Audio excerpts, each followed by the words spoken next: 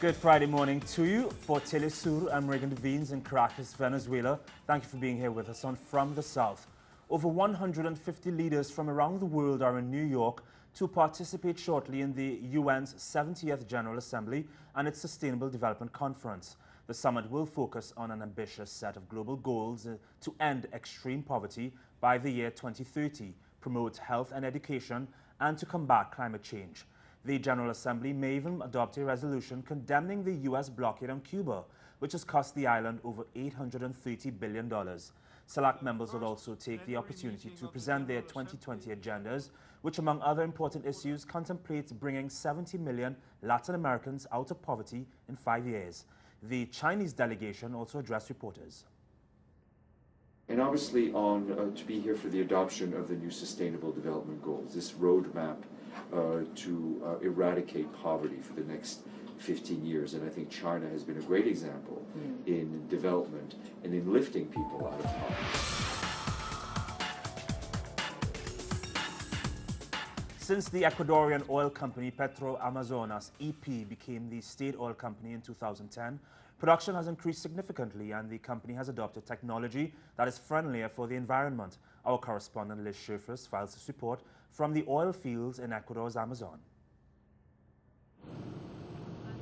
The Block 61 oil field has undergone major transformations since it was discovered by U.S. oil giant Texaco in 1970.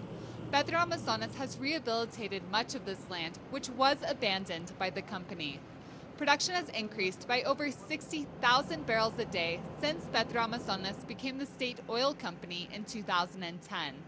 Multilateral wells, which drill horizontally, and other practices adopted by the company look to explore in a way that is more in tune with the environment.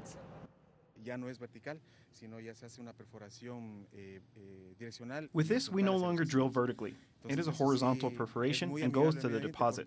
So this is friendlier with the environment because it no longer requires 10 platforms, or in other terms, 1.5 hectares for each well.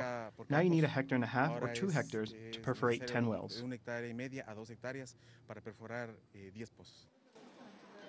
Social responsibility and community involvement have become a large part of the company's mission.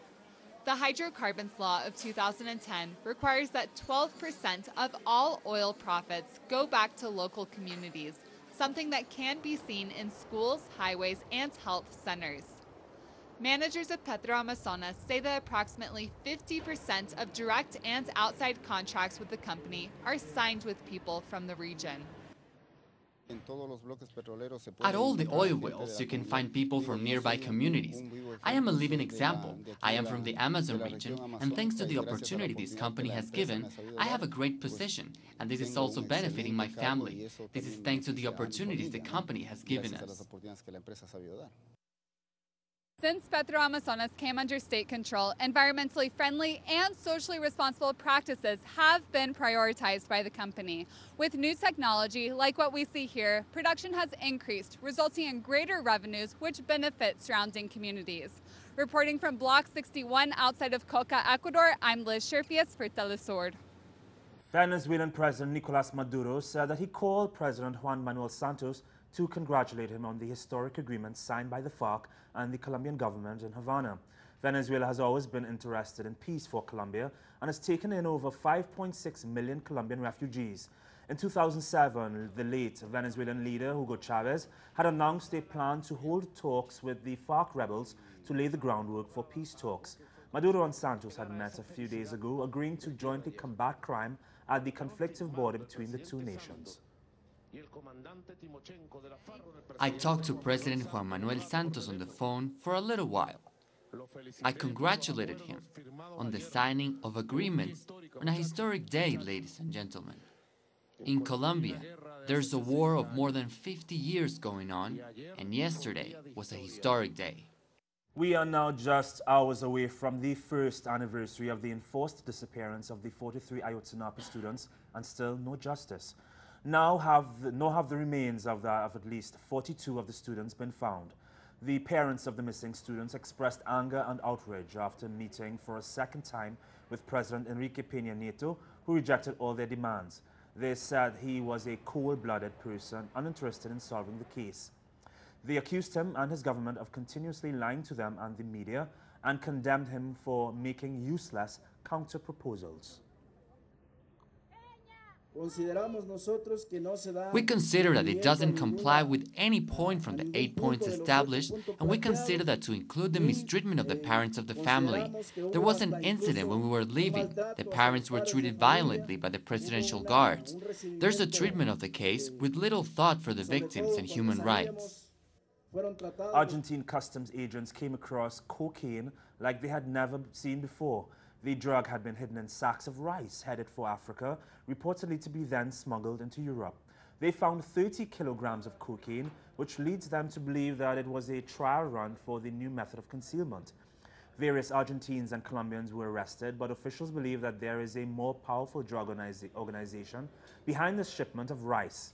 Recently in Mexico, cocaine had been discovered mixed in black powdered ink for printers, and also a shipment of blackberry pulp with cocaine in it.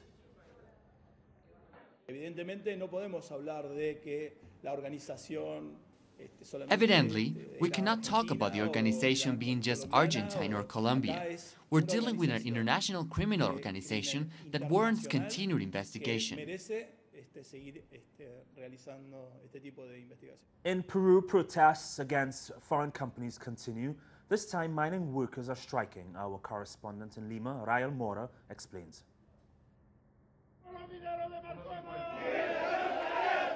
Workers from the transnational iron mining company Shogun have come to Lima to protest in front of the Ministry of Employment. Thursday was the beginning of their fourth day on strike, mainly to demand an increase in the workers' and the community's share of the profits. The enemy is not here.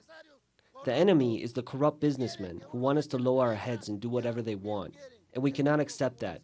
We are extremely upset. We have come from our homes more than 500 kilometers away to protest, and we will be here as long as it takes to get our list of demands resolved. The main demands of the workers are an increase in the wages of $2.50 a day, as opposed to only the 15 cents offered by Shogun. They also want to increase the salaries of new employees to match the ones of older workers. Conflicts with the company have taken place since the transnational started operating in 1992, and the workers have organized strikes every year.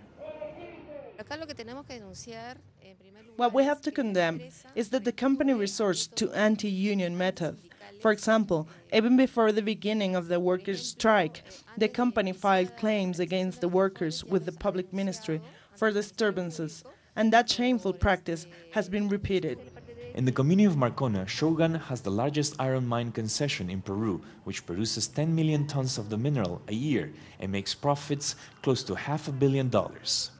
With no dialogue scheduled between the different parties, the strike is likely to continue and actions could escalate, like in a previous protest in May of this year, when clashes with the police resulted in the loss of life. Rael Mora, Telesur, Peru.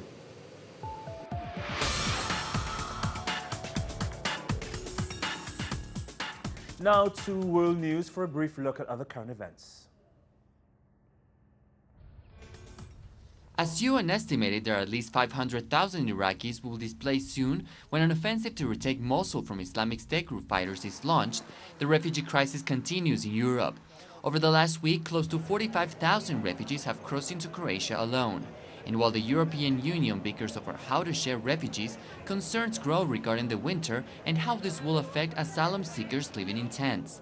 The majority of refugees have taken a dangerous route, fleeing an even more dangerous situation at home, only to be treated at times as subhumans. We want to be free, actually. There's more dying, more everything. We don't want anything, we just want to be free. Pope Francis made history by being the first pontiff to address the U.S. Congress. He spoke to the lawmakers about U.S.-inflicted armed conflicts around the world, also about the refugees those conflicts generate. He also called on the U.S. to abolish the death penalty and reduce poverty, homelessness, and to better distribute wealth. He said armed conflicts continue worldwide as a result of greed and money. He condemned that deadly weapons are causing suffering around the globe. Francis will, in a few hours, become the fourth pope to ever address the United Nations General Assembly. Why? are deadly weapons being sold to those who plan to inflict untold suffering on individuals and society? Sadly, the answer, as we all know, is simply for money. Money that is drenched in blood, often innocent blood. US President Barack Obama and his Chinese counterpart Xi Jinping will announce a major deal to jointly combat climate change. The announcement was made after both leaders met at the White House and later had dinner. The meeting was private, but officials on both sides say talks were at times tense when talking about cybercrimes and the Chinese military buildup in the South China Sea. But both presidents did arrive to modest achievements on bilateral investment and rules to lower the risk of aerial confrontations in the Asia-Pacific region.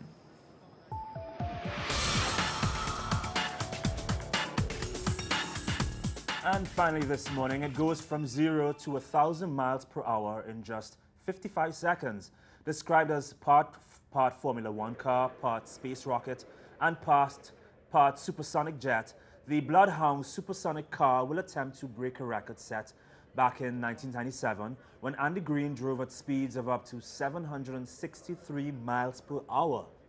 British car designers have built a car that by the year 2017 may become the first vehicle to ever hit the 1,000 miles per hour mark. Green will be driving the Bloodhound, hoping to break his own record. A standing start being 12 miles away 2 minutes after setting off. No car in history has ever done that before. This will be the first and the fastest. For more on these and other stories, please visit our website, telesurtv.net/English. For Telesur English, I'm Regan Devines. We'll have another news update for you at midday.